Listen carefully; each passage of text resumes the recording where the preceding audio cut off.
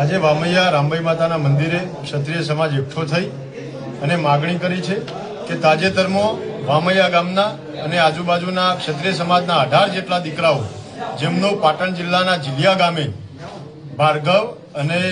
ભાવેશ કરી અને જે વ્યક્તિઓ છે જેનો ગુનાહિત ઇતિહાસ છે એના સાથે જે ઘર્ષણો થયા અને એ ઘટના અંતર્ગત ક્ષત્રિય સમાજના 18 યુવાનોની ધરપકડ થઈ અને 18 યુવાનોને પોલીસે ક્રૂરતાપૂર્વક બર્બરતાપૂર્વક કાયદેસર લોકશાહીનું હનન થતું હોય લોકશાહીનું હનન કરી વસ્ત્રાહરણ કરી અને કાયદો અને વ્યવસ્થા હાથમાં લઈ અને પોલીસે સડે ચોક જાહેરમાં જે ઢોરમાર માર્યો છે જે અમાનવીય વ્યવહાર કર્યો છે એના સામે ક્ષત્રિય સમાજનો ઉગ્ર રોષ છે। ક્ષત્રિય સમાજમાં રોષની લાગણી ભભૂકી ઉઠી છે ત્યારે ક્ષત્રિય સમાજ એક માગણી કરે છે કે પોલીસ તંત્રની અંદર જવાબદાર તમામ કર્મચારી જિલ્લા પોલીસ અધિક્ષક શ્રી આ લોકોએ જે ભાવેશ અને ભાર્ગવ જાણે બહુ મોટા રાષ્ટ્રભક્ત હોય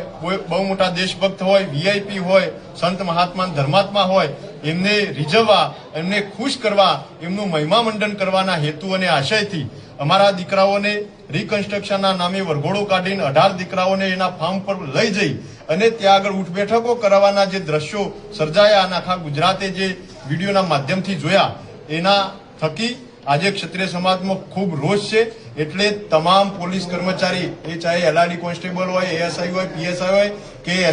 એસપી શ્રી આ તમામ તાત્કાલિકપણે બરતરફ થાય સસ્પેન્ડ થાય એવી ક્ષત્રિય સમાજની માંગ છે। આ માંગણી નહીં સ્વીકારાય તો સોમવારે અમે ફરીથી વામૈયા મુકામે ક્ષત્રિય સમાજ એકઠો થશે ત્યાંથી જિલ્લાના કલેક્ટરશ્રીને આવેદનપત્ર પાઠવીશું અને શક્તિ પ્રદર્શન કરી અને અલ્ટિમેટમ આપીશું કે ટૂંકા ગાળાની અંદર અમારી માગણી જો સંતોષવામાં નહીં આવે તો કાયદાકીય રીતે લડીશું કોર્ટના માધ્યમથી લડીશું સામાજિક રીતે શક્તિ પ્રદર્શન તો કરીશું પણ રાજકીય રીતે